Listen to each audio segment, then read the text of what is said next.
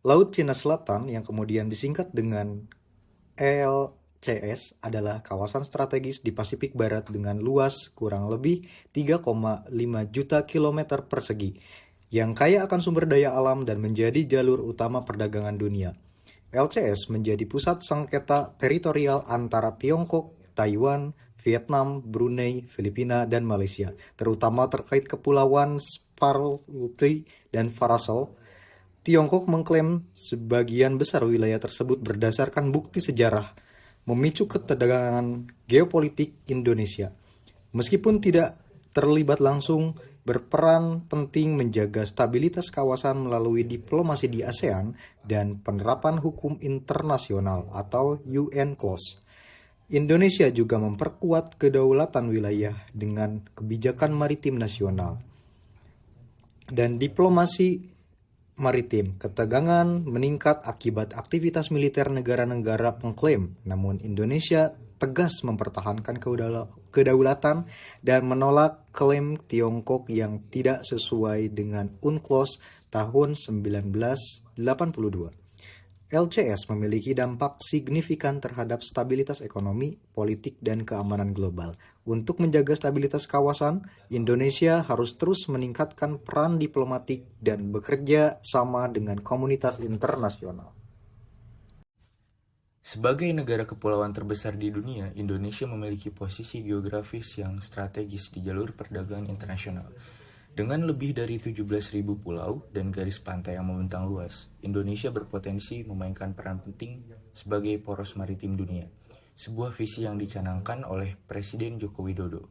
Visi ini tidak hanya berfokus pada peningkatan konektivitas dan efisiensi logistik, tetapi juga bertujuan untuk mengoptimalkan pemanfaatan sumber daya kelautan yang melimpah. Namun, upaya mewujudkan visi tersebut tidak lepas dari berbagai tantangan, terutama yang berkaitan dengan dinamika di Laut Cina Selatan.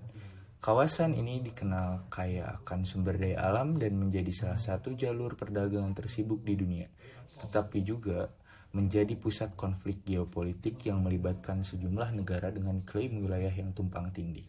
Dalam menghadapi situasi ini, Indonesia perlu mengambil langkah strategis untuk memperkuat kedaulatan maritimnya, sekaligus mendorong diplomasi yang konstruktif di tingkat internasional. Pendekatan ini penting untuk menjaga stabilitas kawasan, mengurangi potensi konflik, serta memaksimalkan manfaat dari peluang ekonomi dan geopolitik yang ditawarkan Laut Cina Selatan. Poin pertama adalah tantangan infrastruktur. Salah satu tantangan utama yang menghambat Indonesia dalam merealisasikan visinya sebagai proses maritim dunia adalah keterbatasan infrastruktur, pelabuhan, dan transportasi laut yang belum memadai. Banyak pelabuhan di tanah air masih menggunakan fasilitas lama yang tidak hanya kurang modern, tetapi juga efisien. Kondisi ini mengakibatkan perlambatan arus distribusi barang, peningkatan biaya logistik, dan melemahkan daya saing ekonomi maritim Indonesia. Untuk mengatasi hambatan ini, diperlukan investasi besar-besaran dalam pembangunan pelabuhan yang lebih modern dan terintegrasi.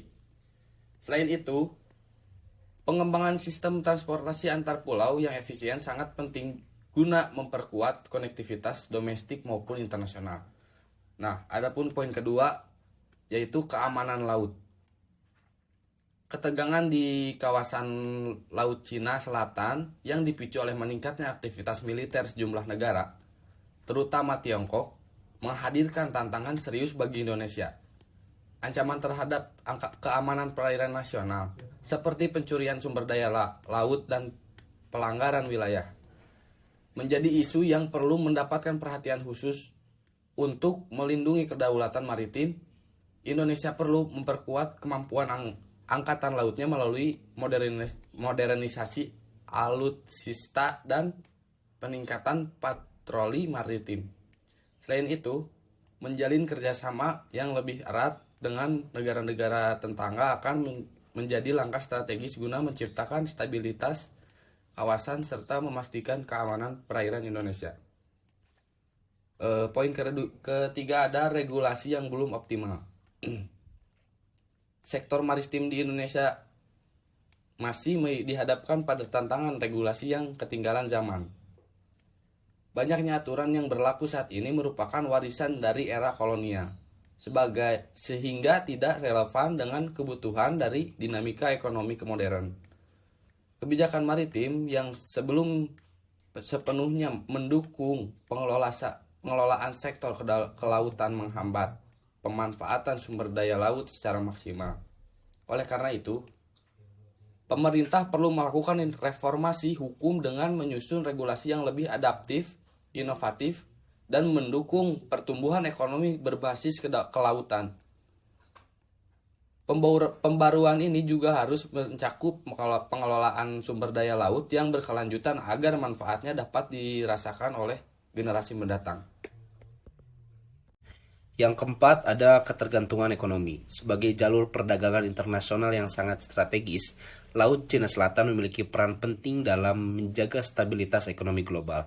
Gangguan pada jalur ini dapat mempengaruhi aktivitas perdagangan dunia dan berimbas pada kestabilan ekonomi banyak negara, termasuk Indonesia.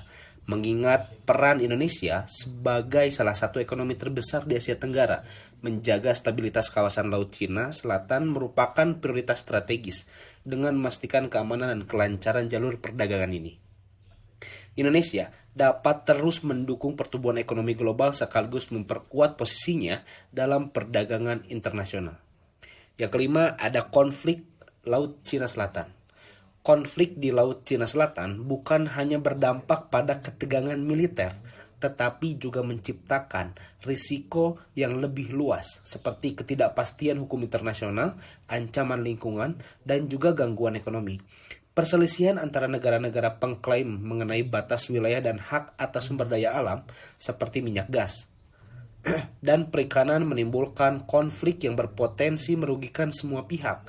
Aktivitas reklamasi dan pembangunan pulau buatan oleh beberapa negara juga memicu kerusakan ekosistem laut, termasuk terumbu karang yang menjadi rumah bagi berbagai spesies laut.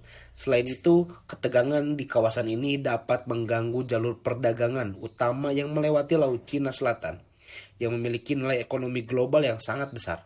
Oleh karena itu, Indonesia perlu mendorong solusi diplomatik untuk memperkuat perannya sebagai penengah yang netral dalam upaya menjaga stabilitas dan keberlanjutan kawasan. Assalamualaikum warahmatullahi wabarakatuh. Pertama, ada penguatan peran diplomatik. Menjadi penengah dalam konflik internasional, Indonesia harus memanfaatkan posisi strategisnya di ASEAN untuk mempromosikan solusi damai dengan mendorong negosiasi multilateral berdasarkan hukum internasional, khususnya UNCLOS tahun 1982. Nah, ini untuk mendorong penerapan kode etik di kawasan aktif dalam mempercepat implementasi COC atau Code of Conduct di Laut Cina Selatan guna mencegah eskalasi konflik yang dapat mengganggu perdagangan internasional. Yang kedua, peningkatan keamanan maritim. Modernisasi armada laut guna memperkuat angkatan laut dan penjaga pantai dengan modernisasi alat utama sistem senjata atau alutsista untuk meningkatkan kemampuan pengawasan di perairan strategis. Patroli maritim terpadu mengintegrasikan patroli keamanan maritim dengan teknologi berbasis satelit untuk melindungi jalur perdagangan dan mencegah pelanggaran wilayah. Ketiga, diversifikasi jalur perdagangan, mengurangi ketergantungan pada Laut Cina Selatan guna mengembangkan rute perdagangan alternatif melalui jalur laut Indonesia Timur dan memperluas konektivitas pelabuhan domestik untuk mengurangi risiko gangguan rantai pasok. Meningkatkan kerjasama regional, mempererat hubungan ekonomi dengan negara-negara Asia Selatan, Afrika, dan Timur Tengah untuk memperluas akses pasar non-tradisional.